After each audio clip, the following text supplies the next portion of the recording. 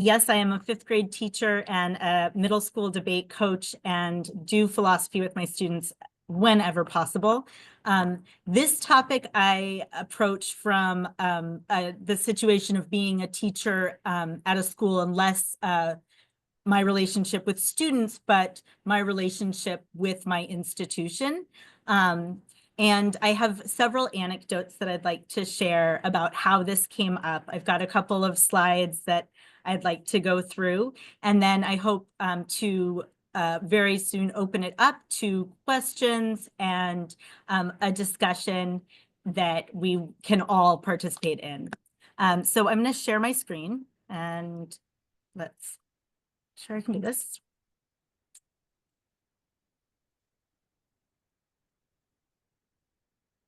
And let me go to the slideshow version. Is this now in slideshow for all of you as well? Yes. All right.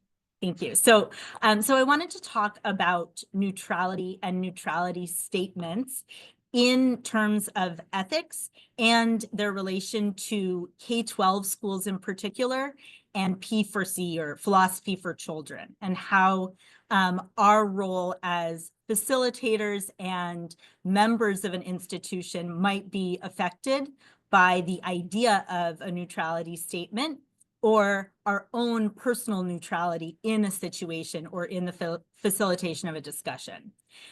So I do this in all my classes, especially when we're talking about topics that can become heated or lead to people having strong feelings, specifically with politics, and that definitely plays a role in why neutrality statements are coming up right now.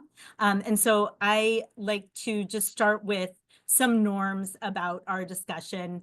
You can read them for yourself. These are the ones I use with my students, so they might be written for a younger audience.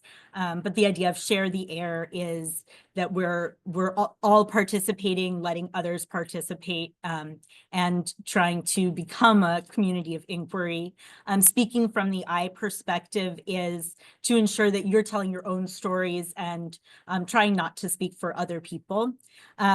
Philosophy always requires some really deep listening. It's always been my growth area, as I am someone who likes to talk through ideas. So listening is the piece that I feel like I'm always working on.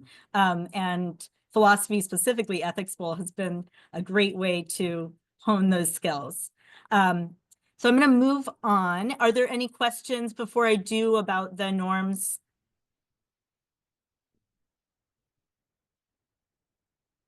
So I wanted to start with the kind of some history on the subject itself. And so I did some research before when I was planning this roundtable, and the idea of the university as a neutral institution goes back fairly far. This is from, I believe it's a 1967 paper called the Calvin Report, that is one of the first, or one of the times where it was explicitly said that the point of a university requires that it must stay neutral, regardless of the opinions of the people within the university.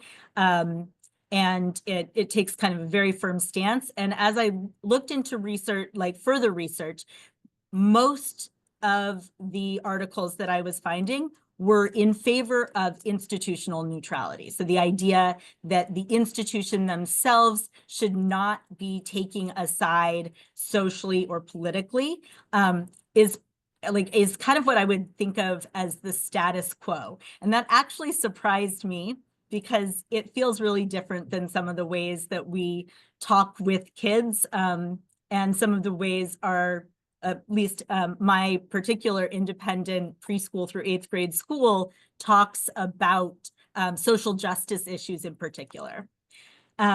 So my first example comes from a situation in a 5th grade classroom, and it was perpetuated by a faculty meeting in which our head of school kind of wanted, before the election, late October, wanted to prevent situations that had happened after the 2016 election, where students felt uncomfortable. There were many tears. There was a lot of emotions on campus, and a lot of discord or disagreement that kind of came out of that. And he sought to prevent that by talking about the importance of neutrality. And that was not necessarily super well received by teachers. And that kind of led to me thinking about what is the right path forward, especially as we get into tricky issues, and specifically issues that some people might think of as baseline, like human rights, and people's right to their identity, which has now kind of become a political issue. So in the situation, the teacher, it's not myself, it's my colleague, but she is preparing her class for this type of a discussion, where really the only thing is an opportunity for students to share their feelings about the election, kind of to preemptively get them thinking about if there's things that might come up. So there isn't really an intention in the discussion beyond the idea of people can share their opinions in this safe space. And one of the norms provided was that at our school, we will not use language that is harmful and perpetuates stereotypes about someone's identity or does harm to an individual based on their identity. And that derives kind of from the value of human rights.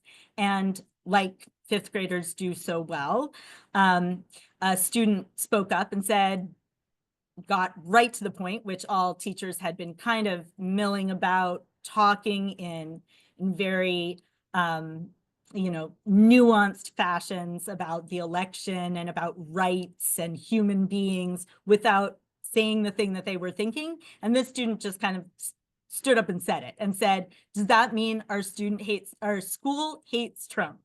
And this very astute teacher was able to respond with kind of a statement about like schools in general cannot take positions on candidates. But that does kind of leave an underlying question remaining about, while the school might not take positions on candidates, it seems like there's something else that a position is being taken on. That idea of trying to value all identities seems at odds with a truly neutral space. So that was my first situation that kind of got me thinking about this. And this kind of reminded me of a previous thing that had happened earlier in the month of October.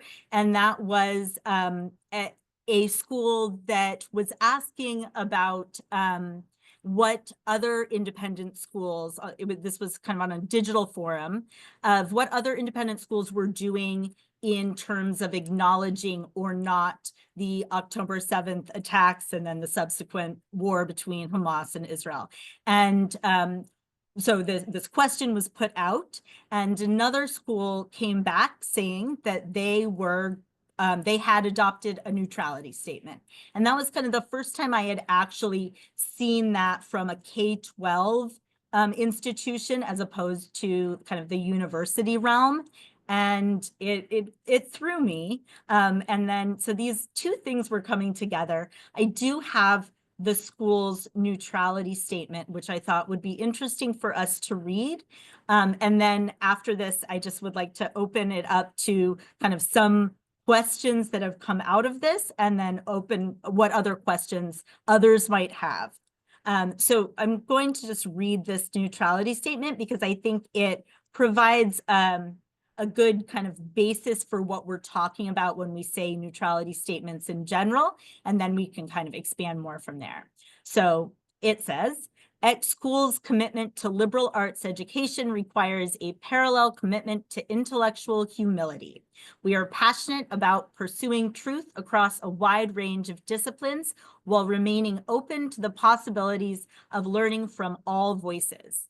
We insist on strong norms of respect and civility in our language and behavior, but we do not shy away from challenge or disagreement. For these reasons, X School intentionally adopts a stance of institutional objectivity on political questions or matters of public controversy. We encourage individuals to be engaged citizens in their city, state, nation, and world, but as an institution, X will not take sides and will refrain from making any public commentary. Individuals within the X community will be best able to think for themselves in a critical and informed manner if the school refrains from tipping the scales one way or another. As we maintain our institutional objectivity, we lean upon our core values of excellence, curiosity, integrity, responsibility, and caring to ensure that our learning environment is at once vibrant and respectful. So my questions from this are, is the idea of neutrality truly possible? If we are remaining neutral, are we inherently kind of agreeing to the status quo? And is that status quo truly neutral? Is it, since there's so much historical precedent for racism and other sorts of discrimination based on identities that have now kind of come out into the political world?